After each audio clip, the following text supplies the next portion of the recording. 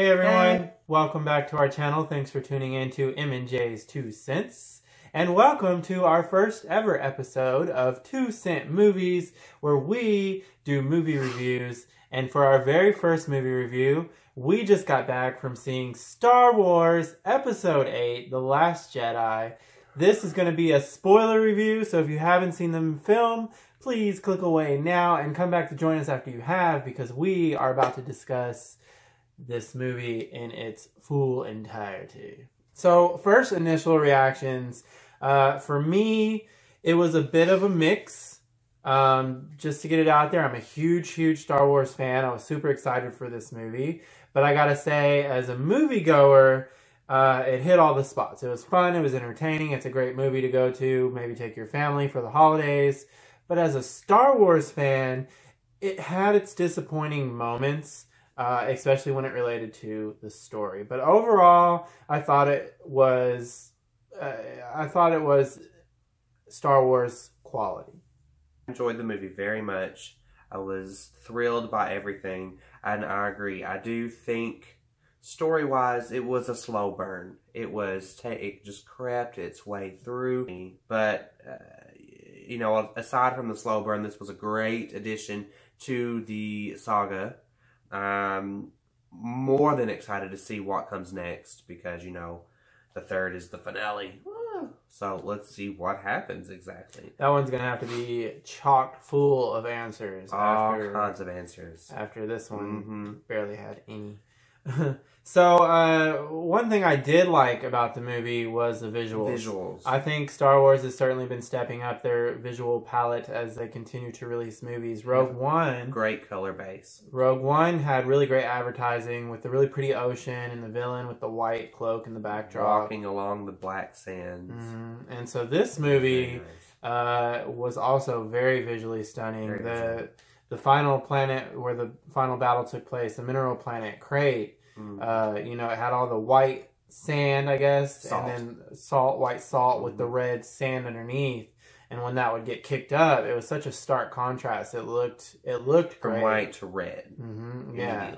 And it also was very symbolic, you know, as the war continued and more of it got kicked up and more of that red got exposed. Almost like blood. It was like a bloodbath, basically, to show you the importance of, you know, the battle. So that was definitely pretty exciting. Very visually striking. And it wasn't the only new planet we got to see. We visited the character Rose. We visited where she is from, the Casino Planet, inhabited by war profiteers of all different shapes and sizes. So that was exciting. It was an interesting look at a new planet. It was. It was interesting to see the casino, and I loved the animals approach that they had in there. All the different animals in the film? All the different animals in the film, including the animals that we saw on the casino planet, were stunning. They looked so lifelike. And the little porgs were amazing. The little... what were they, bird cats? That's the only thing I can think of. It's like a bird with a cat face, almost. Pretty much. It was adorable. They were cute. I like when one of them was stepping on the lightsaber as the other one was looking down the hole of it. Oh, I was on the edge of my seat the entire time. I thought, here we go. We're going to see one go. And when Chewbacca was eating one of them and he was just sitting there looking at them, that was pretty... It was pretty funny. It's pretty funny. Heartbreaking, but funny. The ice fox that were in that beautiful cave, they were, I wanted to pet them so bad. I did too. They were so pretty. But they would have been very cold. We would have been frostbitten. Oh. See what I did there? But yeah, the animals and, you know, just all of the visuals were great in this movie, definitely. Now, the characters, for me, is where it starts to kind of go one way or the other. Some of the characters, just as much as I loved seeing them, you know, it's been, what, 2 years since the last Star Wars film, so they're all welcome back, but some of them just didn't serve a purpose, like, for being in the film. It's just like they were there just to be there. And, you know, as nostalgic as it was to see them all return again, and especially Admiral Akbar, which you know, again, I felt like someone had literally just gutted me. He's been along this journey with Leia throughout this entire series of sagas, and boom, done. taken, gone. And it was one thing when I thought Leia died in that scene. I thought, okay, it's kind of a situation where Leia's death is obviously more important than Admiral Akbar, to the audience anyways, so it was forgivable. But Leia didn't die. He was the one who died, and there was very little mention afterwards. Floating back to the ship like it was norm. So we did get to see Leia use her Force finally. I do wish that we had saw her use her Force abilities in a much more epic style. Mm-hmm. I feel like just keeping yourself alive out in space and navigating your way to the ship. It was interesting to think about, that she used the Force to create a cocoon. I'm glad it helped her, stay alive and get back to the ship. But I felt like, we've been on this journey as long as we have with Leia, and we've yet to see her actually use. Yeah, we've waited to see the Force in her. It was definitely an interesting way to showcase her power. It was. It was a bit, I want to say it was a bit Jean Grey. I was waiting for her to turn into the Phoenix Force halfway through the movie. Yeah. But no, Leia's character is actually one of the ones I enjoyed more in the film. I think she got a lot more screen time. She did get a lot more screen time. I expected them to kill her off in the movie because of the unfortunate tragedy with Carrie Fisher's passing. And they didn't. They had plenty of opportunities to do so, and still they did not. And it's been said by Disney that she will not be CGI'd into Episode 9. And we know she hasn't filmed any scenes for Episode 9. So unless they've got a whole lot of B-roll footage they intend to use, I feel like she's just going to be explained away off camera. Either the film might open with her funeral, or maybe she's gone off to live somewhere happily ever after. But I kind of feel like Episode 8 robbed us of a proper goodbye. Admiral Hodo. I know for the fans of the book, having her in this film was potentially exciting, but I'm sure it was quite let down, actually, seeing her character take such a different turn from the book. She wasn't as...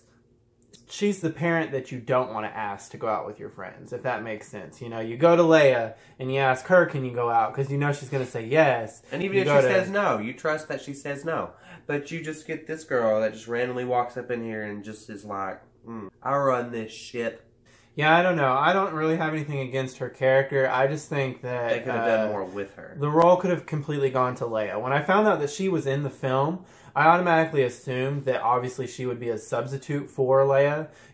Obviously she's not Leia. She's not going to take on the exact same story, but I think that she would take over the role as far as the leader of the Resistance part that Carrie Fisher can no longer fulfill. I think that Admiral Holden's character was just another pointless character in the movie. And another pointless character, Chewie. It was great to see him again, and I love Chewbacca. But why? What purpose did you serve in the movie other than to just be a gap filler? And you know what I mean? Yeah, I love Chewbacca too, and of course I'm happy to see him, but give him something better to do. Yeah. I know he just lost Han Solo. And he revealed that to Luke, so we give that credit, but we needed to see more of him. Him and Han Solo were tight. And you mean to tell me that after we watch Han Solo die, it's just like Chewie is slowly dying from the storyline? I could see that. I could see that happening. I didn't like that, which is unfortunate. It is very unfortunate. And He's then a very beloved character. One of the biggest letdowns for me, as far as characters just not really meeting their potential in this film, was Rey. And the crazy thing is, she, to me, after seeing The Force Awakens, was the driving point of the entire story. The Force Awakens asks so many questions. Who is this girl? Where did she come from? Why can she do the things that she can do? What happened to her parents? Who are her parents? And in this one, the few answers that we did get were a bit offsetting Your parents from the are direction drunks. we thought they were going to go. Sold you. Your parents are nobodies. I don't know that if whether or not that's true. They may be trying nobody. We're going to let Kylo kill you to prove a point. Mm-hmm. That's what we're going to do with you in this story. You know, maybe her parents will be revealed to actually be somebody in the next film.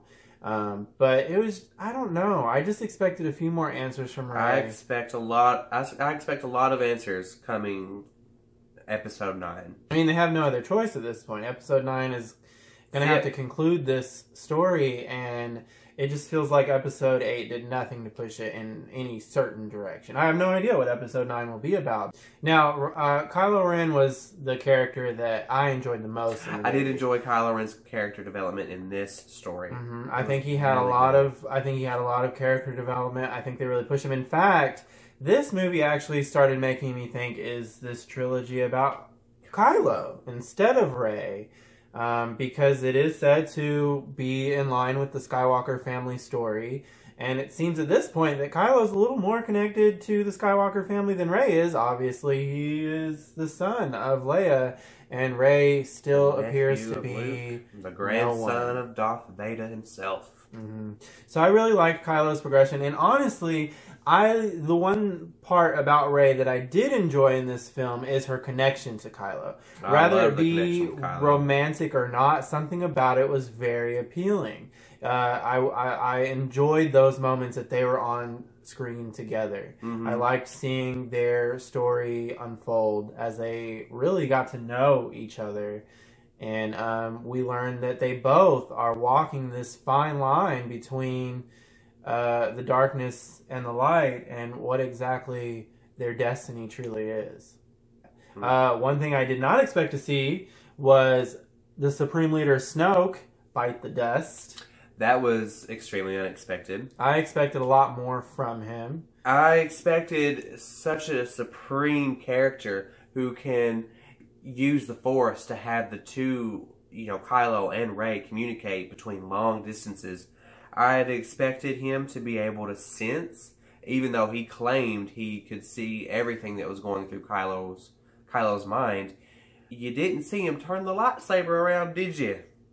I think there's something building there, though. As much of a disappointment as he was, because in the Force Awakens he was such an immense force. Yeah, Kylo was ultimately the villain in the Force Awakens, but you had that lingering dark presence that was radiating from Supreme Leader Snoke. You just wanted to know more about Snoke. Where did he come from? Who did he used to be? Why is he the way he is? And how powerful are we going to have to watch our characters become to defeat him? And maybe they'll bring his character back. I think that he's going somewhere. We all thought that Darth Maul would come back. People were pretty upset when they knocked him out of the game pretty early. And it turns out we were all wrong. So who knows where they're going with this. But my point is, if they are going to bring him back in Episode 9, why are they waiting till Episode 9 to give us anything? Why are we waiting for Snoke? Why are we waiting to see Leia take her exit? Why are we waiting to hear more about Rey's parents, if there is another story to it? Why do we have to wait for Episode 9 for all of this? Why not have given us something during this film? One thing that they did give us, at the absence of lightsaber battles, which we'll get into, was a better look into people using the Force. We got to see Snoke use the Force in ways that we hadn't really seen. We got to see Rey use the Force a little more, although I think she could have done just a little more with the Force than she did in the movie. Just a bit more. Some of the scenes relating to the Force was kind of pointless as well, like the mirror scene. Mm-hmm. With her just playing with her hand and with all the reflections. That was a pointless scene. But she got nothing from it. There was nothing out there. You did this for nothing. You got nothing out of it. Mm-hmm. It was just, again, another gap filler, I think. And that essentially, to me, is what this movie really is a filler. It's just a filler. But here's the thing. I'll be interested when I go back and watch this film multiple times, because I will. Oh, yeah. I think that I will grow to like it even more. And the reason I say that is because I went into the movie with these expectations that I was going to get a lot of my questions answered. And when I very quickly realized that wasn't happening, it kind of put a dark cloud over my enjoyment of the film. But I think now going into it with the expectation of knowing that I've just got to wait for Episode 9 to get these answers, then I can just enjoy it for what it is. Right. So I agree. We were spoiled with what Episode 7 gave us. Yeah, even though it was a very close, very, very close mimic to, A New Hope, it was exciting, it was fast, it was everything fell in line perfectly. You were introduced to new characters, new sights, new scenes, new visuals, all kinds of new things. And you got to see awesome, even though the lightsaber battles were minimal, they were still extremely excellent. They were excellently portrayed. You seeing the Force being utilized was excellently portrayed. The jokes, even, the comedy aspect of The Force Awakens was, I think, a lot better than what it was in this one. And therefore, I think Episode 7 spoiled us to the point to where we expected so much out of Episode 8 that's probably what gave us a downside review of this film. Still, again, I agree with you. We will go and we will see this multiple times, because looking past the fact that this movie is just a slow burn and it's not really going anywhere, it's still overall generally a good movie. It was really good. It was epic. The coloring, the visuals, what the characters were getting involved in. It was still good. Absolutely. And I don't know, did you think that the trailers maybe played a part in our expectations? Because for me, the trailers seem to focus heavily on this balance between the darkness and the light, and teasing, that maybe Rey would be the one to bring that, maybe Luke would be the one to really introduce her to it. And while he did definitely touch on some stuff that we didn't know as far as Jedi history, I just feel like they didn't really go into the movie the way that the trailers made it seem like they might.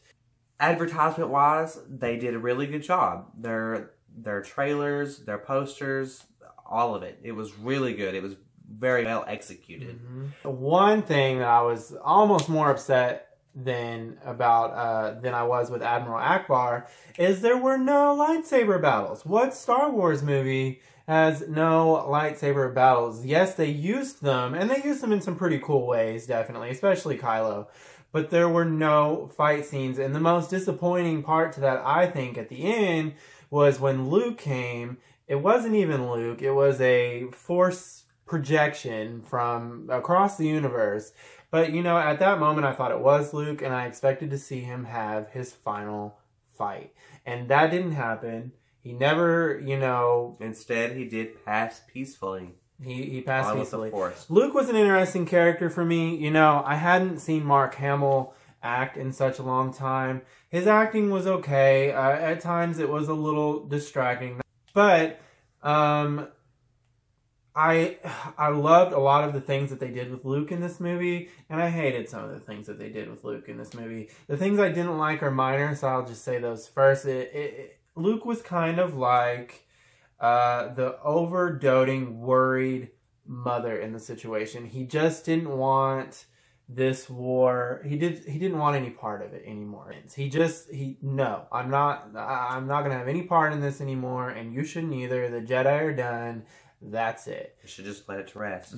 So, and I never really saw that mentality turn around before he disappeared. I know he sat down and he had his conversation with Yoda, and which was probably the best scene in the entire movie. I thought I got, as impactful as this movie was. There were certain deaths that that touched me, and there were a lot of plot twists that got to me, and a lot of tensions that got me. But the scene that got me the most was seeing Yoda again. Luke had a lot of really great connections, with R2-D2 when he played the message of Leia that he first played in A New Hope. That was very, that was very exciting. nostalgic, yeah. Luke and Chewie, that was a sad moment because, he realized that's when he realized Han Solo had passed away. It was just it. So Luke had a lot of really great moments. So I don't really have a lot of complaints about Luke and this being his exit. Obviously, he'll be back in ghost form like they all are. But for now, I think It was a decent ending. That was a good way to Luke's go for story. Luke. Yeah, that was a nice way to see Luke go. And whether it was intended or not, his goodbyes to Leia were even more special knowing the circumstances around, you know, Carrie Fisher's tragedy. He said a line that I really liked, and he was referring to Han Solo in the film while speaking to her. He said, no one is gone forever. It was something like that. No one is actually gone, or no one stays gone, something like that. And while he was speaking to Leia, in the terms of Han Solo, he was also speaking to the audience in terms of Carrie Fisher. You know, she's such an important part of this franchise, and this was really the last time we will get to see her. So it was definitely nice to see her, the real her, have that connection with her twin. We'll probably see her. I mean, we'll see her again in the ninth film, but it's sad to say that this was her actual last film. Well, I know Disney has come out and said that they won't be doing any sort of CGI version of her out of respect for the fans. Not to say that Disney would go back on their word, but as time progresses, we'll see if they stick to that or not. They were not shy of that in Rogue One. They were not shy of that. Yeah, they did it. They did it in Rogue One. So we'll have to see where they go with Leia's character, definitely. All in all, this movie is a must-see. See it in 3D because we did, and man, again, the visuals are stunning. Yeah. And in 3D, they really do pop out at you. I think he did a great job on this film. Again, it was a slow burn, so it was probably genuinely hard for him to sell it, you know, because it's such a slow burn. But other than the story just taking its time, he did it justice, you know, in the visuals department, in the impacts, you know, with the tensions and the deaths and the plot twists, and, you know, the characters that did have a major story arc in this, he did justice for them. There was a lot of things going on for a very slow turning story. Definitely. And for me, I think this film has a lot of potential going forward. Like I said, you know, before, watching it with a different mindset, knowing that I'm not going to get all of the answers that I thought I was going to get, definitely will make it entertaining. And then also, when the ninth film comes out and it, you know, puts a nice little bow on this current trilogy, it may make us appreciate the eighth film even more. We can go back and look at it and say, oh, this is what all they were setting up. This is what was going on. This movie has to be some sort of setup for episode 9, although it may not be apparent to us now. It may be later. And this isn't just because Supreme Leader Snoke is dead. This does not mean he is gone. I don't know. The thing is, I would think, you know, okay, so Snoke is gone. Kylo Ren is the new big bad that we're working up towards in this third film. But man, I just can't. He seems so on the fence even still. He's done some pretty horrible things. He killed his father. He killed Han Solo. Could have had the chance to come back to the... He had a chance in this film to come back to the light side. And chose to just be the ruler of the galaxy. But something about him doesn't seem purely dark. And that's what is going to be interesting to me. You couldn't kill Leia.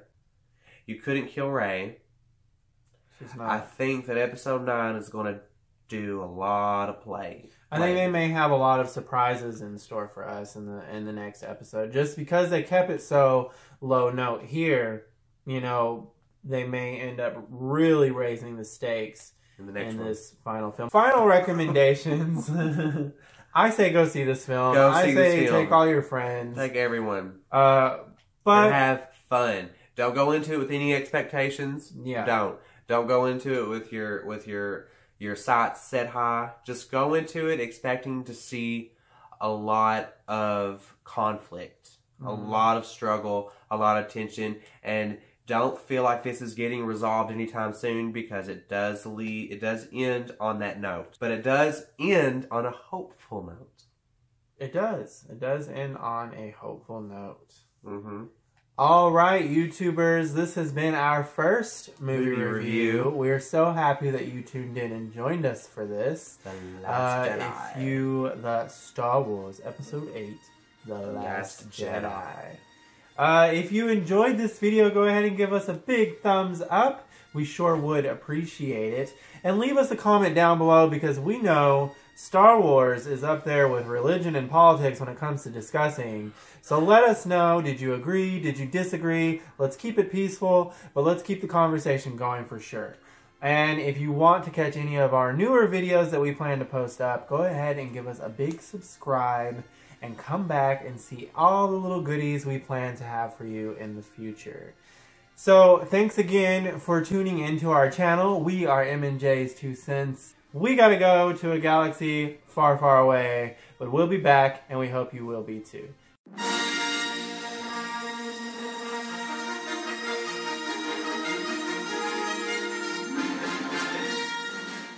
Dun, dun.